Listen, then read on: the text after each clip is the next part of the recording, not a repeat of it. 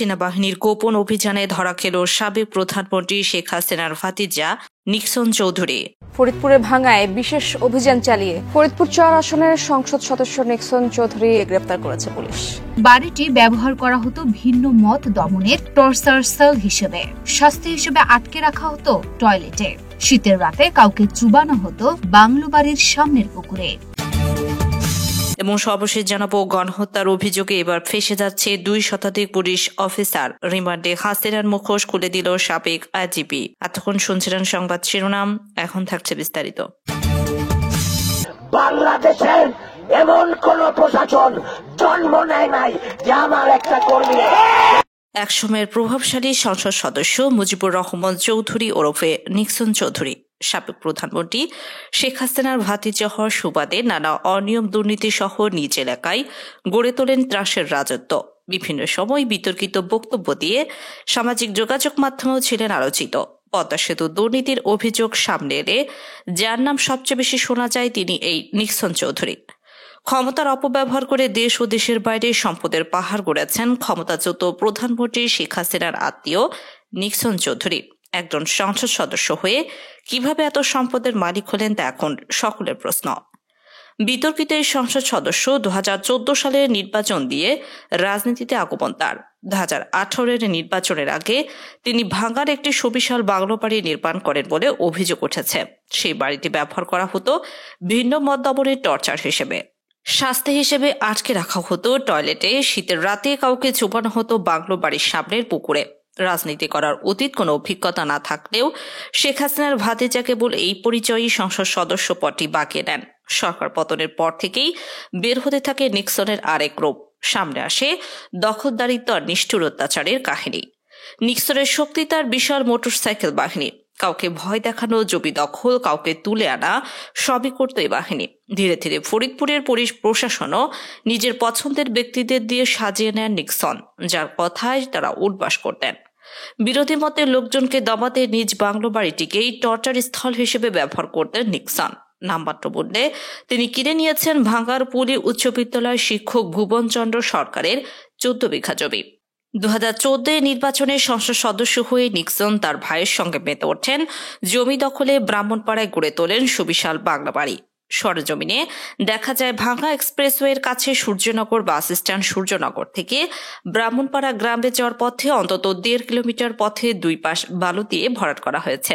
জায়গাটির নাম দেওয়া হয়েছে আইমান আইল্যান্ড। এর এলাকার আশেপাশে ২-৩টি পরিবারের সদস্যদের সঙ্গে কথা বলে জানা গেছে তাদের অনেক জমি আইমান আইল্যান্ডে দিয়ে দিতে হয়েছে। নিক্সনের জমি দখল আর জমির দলিলের পদ্ধতিও ছিল বেশ ভিন্ন ধর্মী। জোর করে বালু ফেলে ভরাট করা হতো পছন্দের জমি। কাজটি করতে নিক্সনের ভাই লিখন। এরপর জমির মালিকের কাছে ছবি চাওয়া হতো। সেই ছবি দিয়ে দলিল প্রস্তুত করে উপজেলার সাব রেজিস্ট্রারকে বাড়িতে নিয়ে আসতেন নিক্সন। তার বাড়িতেই সম্পূর্ণ হতো দলিল রেজিস্টার কার্যক্রম। যে জমির মূল্য ১৫ থেকে ১৬ লাখ টাকা, সেখানে জমির মালিককে দেওয়া হতো সর্বোচ্চ ৫ থেকে ৬ লাখ টাকা। এই নিয়ে টুসপ্তার করারও সুযোগ ছিল না। নিক্সন প্রথমে ভাঙ্গা উপজেলার আজিমনগর ইউনিয়নের ব্রাহ্মণপাড়া চরাঞ্চলে ৩৮% জমি কিনে বাড়ি করেন। এলাকার আধিপত্য বিস্তার করে নামে বেনামে মালিক বনে যায় বিপুল সম্পদের। নিজেও পরিবারের সদস্যরা মালিক হন হাজার বিঘারও বেশি জমি। এছাড়াও আরিয়াল খান নদ ও পদ্মা নদী থেকে অবৈধভাবে বালু তুলে বিক্রি করে হাতিয়ে নেন বিপুল অঙ্কের অর্থ। নানা খাতে অনিয়মের মাধ্যমে 10 বছরের সম্পদ বাড়িয়েছেন 54 গুণ। এসব সম্পদের মধ্যে ঢাকা পূর্বাচল, আদাবর, গুলশান ও বনানীতে রয়েছে প্লট ও ফ্ল্যাট। সিঙ্গাপুর, অস্ট্রেলিয়া, কানাডা রয়েছে বাড়ি। এসব অভিযোগ ওঠার পর অনুসন্ধানের নামে দুর্নীতি দমন কমিশন দুদক উপপরিচালক মোহাম্মদ সালাউদ্দিনের নেতৃত্বে 3 সদস্যের একটি টিম বাংলাদেশ ব্যাংক, ঢাকা দক্ষিণ ও উত্তর সিটি কর্পোরেশন ঢাকা ও ফরিদপুরের ভূমি অফিস, জাতীয় রাজস্ব বোর্ড সহ শতাধিক প্রতিষ্ঠানের নথিপত্র তলব করেছে। তিনি প্রথম সংসদ সদস্য নির্বাচিত হন ২০১৪ সালে। ২০১৩ সালের ১ ডিসেম্বর ১০ম সংসদ নির্বাচনে দাখিল করা হিসেবে নগদ অর্থ দেখান ২৮ লাখ টাকা। কৃষি খাতে ২ কোটি ৫ লাখ শেয়ার সঞ্চয়পত্র ও ব্যাংক কাঁপানো ২ কোটি টাকা, আর স্ত্রীর নামে দেখানো ঢাকায় একটি ফ্ল্যাট ও ৭.৫ কাঠার প্লট। তবে দ্বাদশ সংসদ নির্বাচনে হলফনামায় দেখানো নগদ ৩৮ লাখ টাকা, স্ত্রীর নামে ১ কোটি ৫২ লাখ টাকা। কৃষি জমির পরিমাণ উল্লেখ করেন 2042 শতক। সেই হিসেবে গত 10 বছরে তার মালিকানাধীন কৃষি জমি বেড়েছে প্রায় 54 গুণ।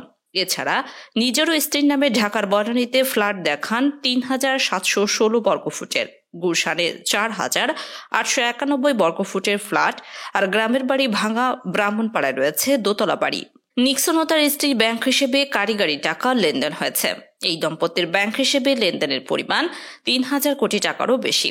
এর মধ্যে 1400 কোটি টাকা লেনদেন হয় নিক্সন চৌধুরীর হিসাবে, আর 1700 কোটি টাকা লেনদেন হয়েছে তার স্ত্রী তারিনের ব্যাংক হিসেবে। দুর্নীতি দমন কমিশন বলছে, কেবল যে ব্যাংক হিসেবে তারা বিপুল অর্থ লেনদেন করেছে তা নয়, তাদের যে সম্পদ রয়েছে তারও বড় অংশের কোনো স্বীকৃত আইনগত উৎস নেই। দুর্নীতি দমন কমিশনের তদন্তে এমন তথ্য পাওয়ার কথা জানায় সংস্থাটি। নিক্সন চৌধুরী শেখ মুজিবুর রহমানের বড় বোনের নাতি, সে হিসেবে তিনি ক্ষমতাচ্যুত প্রধানমন্ত্রী শেখ হাসিনার ফুফাতো ভাইয়ের ছেলে, আর তার স্ত্রী তারিন সাবেক মন্ত্রী আনোয়ার হোসেন মঞ্জুর মেয়ে। নিক্সন চৌধুরী ফরিদপুর থেকে জাতীয় সংসদ নির্বাচনে অংশ নিতেন। তার ভাই লিটন চৌধুরী সংসদ সদস্য ছিলেন। গত সংসদে চিফ হুইপ ছিলেন তিনি। দুদকের নথিতে দেখা যায় নিক্সনের ব্যাংক হিসেবে মোট 55টি।